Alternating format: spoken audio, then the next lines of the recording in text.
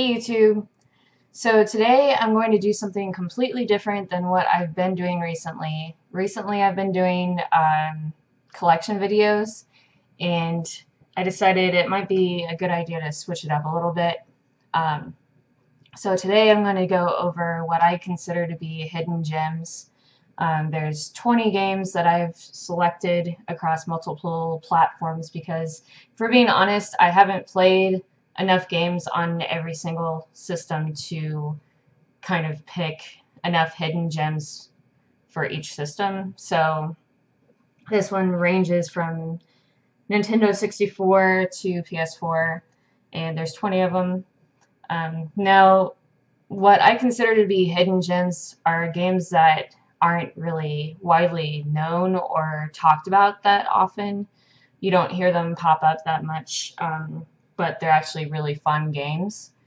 Now, some of them may not even have the best ratings, but I personally really like them. So let's start off with 64. And the first game I'm going to go over, it's not the best game in the world, but I had a ton of fun playing it as a kid, and that is Paperboy on the 64. It's by Midway, and everybody knows Paperboy, but this was my favorite of the games. I do really like the arcade version, also the older one, the original. But this one was wacky, had wacky characters, just a really strange story, but I played a lot of it, so.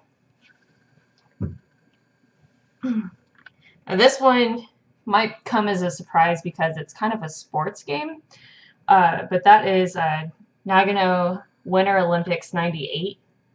I used to play this game all the time. I remember when my parents and my sister, we all went to these cabins in Arkansas, and my mom used to go to like the craft fairs and stuff. And sometimes my sister and I didn't really want to go, but one year I brought my 64 with me and brought this and I think maybe Banjo-Kazooie, maybe something else. And I played the heck out of this game. This is one of the first games I played on 64 because I went over to a friend's house, and that's why I got it, the 64 and this game. But it's got tons of games like bobsledding, you've got curling, speed skating, skiing. It's very fun. This one, I don't know if you'd say it's a hidden gem. It's a fairly popular series, but I think this is the best one in the series, and a lot of people talk about the PlayStation 1 version being the best. But this is one of my favorite games of all time, Harvest Moon 64. The characters, the story, everything's great. I remember seeing this on the shelf at Target. I went with my dad, and he said that, I don't know what I did, but he was going to get me a game. So we went through, and this was the one I decided on because I had seen it in a magazine. I was like, oh, you get to farm and you have sheep and cows and stuff. That's pretty cool. And so there was one left in the case, and I got it. And every sick day, every day when I just wasn't feeling that great, this was the game that I'd go to, and it always made me feel so much better. It was such a light-hearted game and just a lot of fun. I played the heck out of it. This one also popular franchise, but Star Wars Shadow of the Empire is one of the best Star Wars games in my opinion. It's a wonderful game. It's also very hard at some points, but I definitely recommend that one. I remember my dad actually hid it from me because I wasn't allowed to play any games that were like rated teen or mature at that time, but I knew where it was, so I always put it back. This one's actually a very underrated Disney game, and that's Tarzan. Now this isn't like, this I got used, so it's not the best condition. It's actually terrible condition, but it still works. But it plays kind of like a 3D platformer, um, but also kind of reminds me of Donkey Kong Country in a way. So that's it for 64. The next one is DS. There's only one on DS. But I played this years ago, um, back when I think smartphones first became a thing. My first smartphone, this was the game that I got, um, and played quite a bit of. And that is Puzzle Quest Challenge of the Warlords. This game is like Bejeweled, but it's an RPG, so it's very different, and it's a good like 30-40 hour game. But I highly recommend it if you like puzzles and you like RPGs. And this one is a Wii game. This is the only Wii game that I have currently in my collection that I consider a hidden gem. I have a couple others, but I sold my Wii collection a long time ago, so that's probably why I don't have it. But that is Dead Space Extraction. Everybody knows about Dead Space, obviously, but this one's an on-rail shooter, and it's actually quite a lot of fun. It's a really good on-rail shooter, especially with the Wii controls. I don't like Wii controls, but this one's a game that it's actually not too bad. The story is decent, and I don't know, it's fun. So definitely give that one a try. This one I just beat a couple weeks ago. I just randomly picked a game off my shelf that I knew was going to be fairly short because I wanted to finish a game real quick, to catch up a little bit. And I was like, I don't know that this is actually going to be good or not, but I'm going to pop it in anyway. And that is Homefront.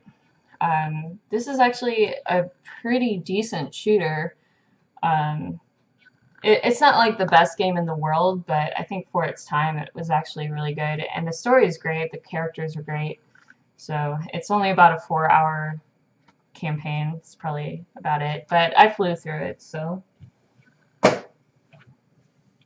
This one, I think enough people know about, but it's still not like talked about that much, and that's Alice Madness Returns.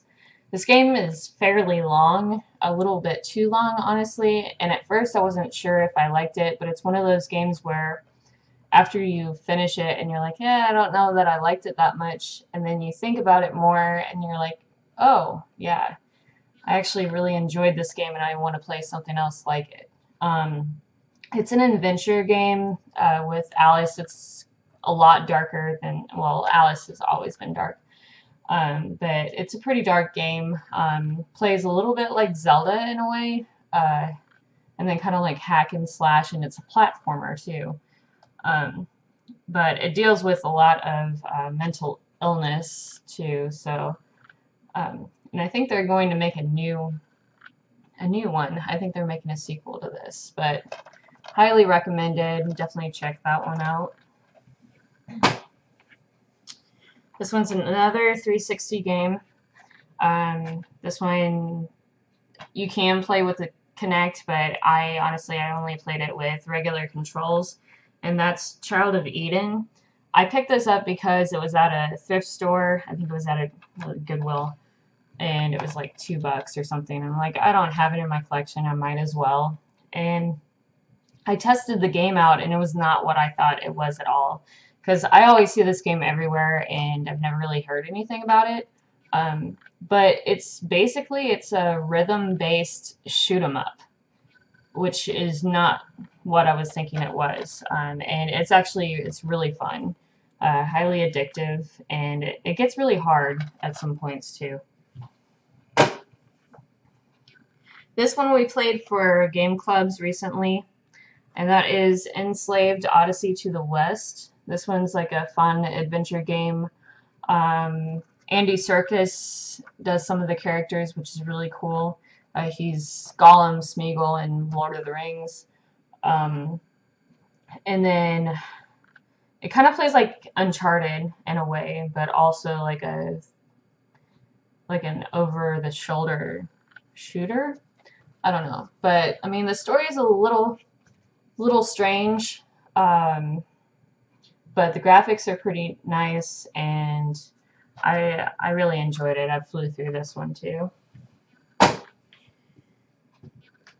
And on to PlayStation 2 games. This one is pretty much one of the games that really kind of brought on like Guitar Hero and Rock Band and all those, and that is Amplitude. I don't hear a lot of people talk about it, but this is the game that kind of started all that. But this one has like different instruments, and you could only use a controller. So it was really hard at some points, but it was a really cool game. Had a lot of good music. This one, so 007, James Bond, everybody always talks about GoldenEye being like the best, which for multiplayer it definitely was. But as far as a single player campaign from the ones that I had played, I definitely have to say Agent Under Fire is like one of the best. It's one of the few games I actually beat as a kid because I didn't usually beat games when I was younger. But this one's a lot of fun. The campaign was a lot of fun. I never played multiplayer on it, but I remember the car chases being a lot of fun in this one too. This one is definitely a hidden gem. You don't hear many people talk about it. I've heard Metal Jesus Rocks talk about it, but I think it was my first game on PlayStation 2, and I knew nothing about it, and I don't even know why my parents got it for me because I wasn't really into stuff like this.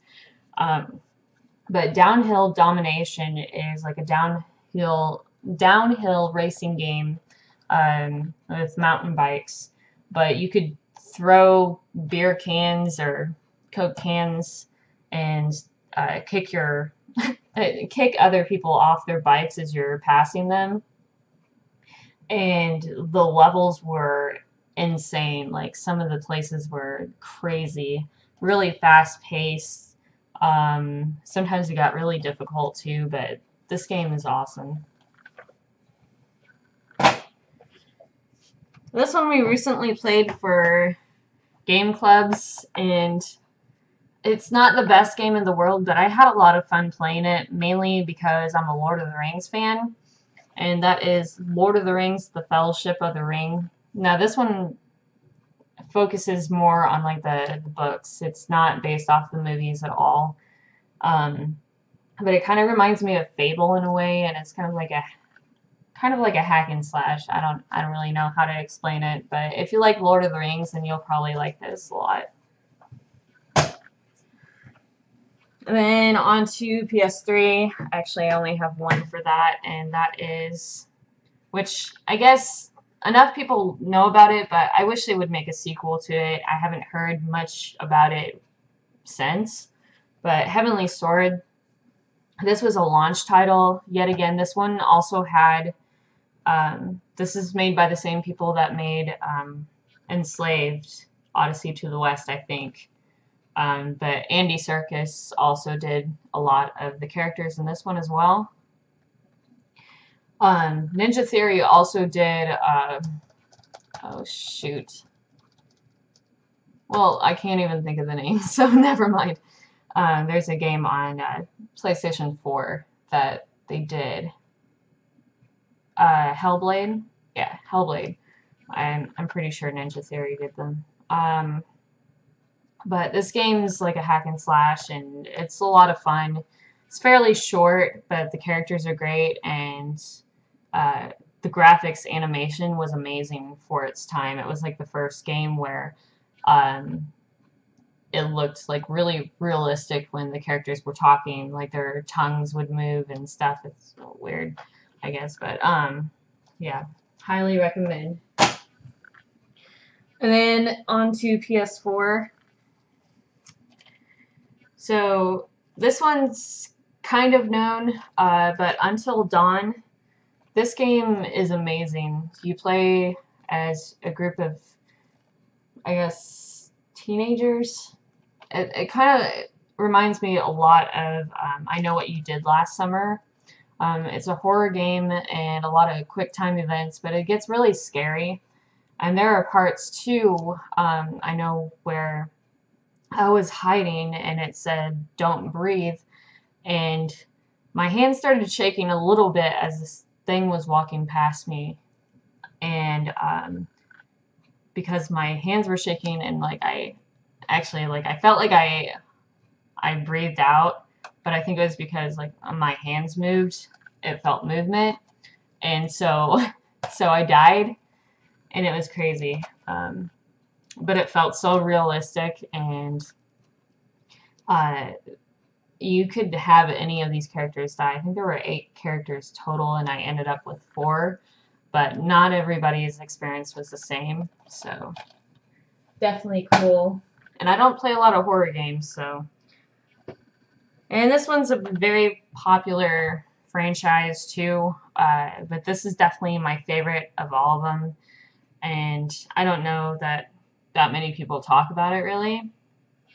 Usually the Star Wars one, but Lego Jurassic World is like one of my favorite Lego. It is my favorite Lego game. It's one of my favorite games. I actually spent like 35 hours to platinum this game, which is weird because it's Lego, but it has all 4 of the movies. The first 3 original Jurassic Park movies, and then Jurassic World.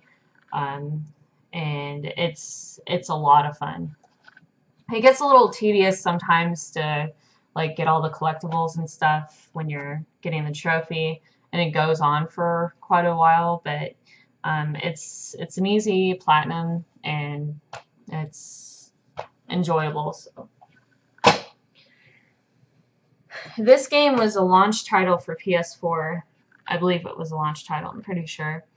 And it got a lot of hate, but I felt like it was a great game, and that's Knack.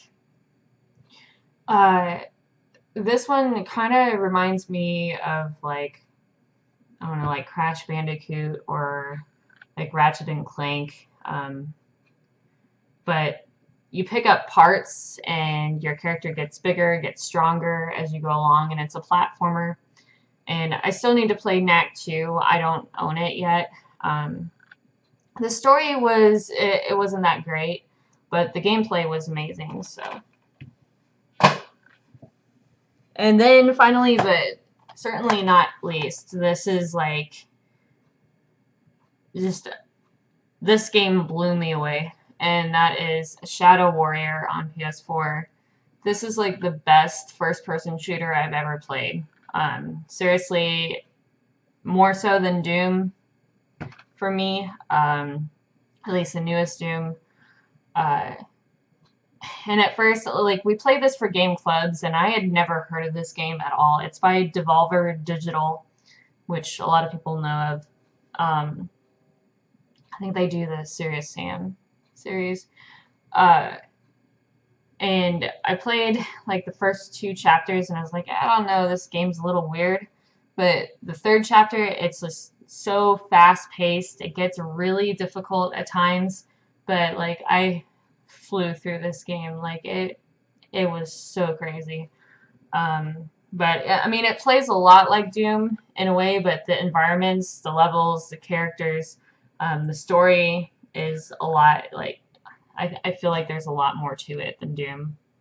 And you have like special abilities. You've got a katana, and then you've got shotguns. And it gets intense, it gets crazy. But definitely, if you're into first-person shooters, you have to give this a try because it's amazing. All right, and so that's it for my hidden gems or games that I feel are underrated. I guess next I'm gonna do another collection video, unless there's something else I might do. Top 10 of something, I don't know. But until next time, I will see you guys later.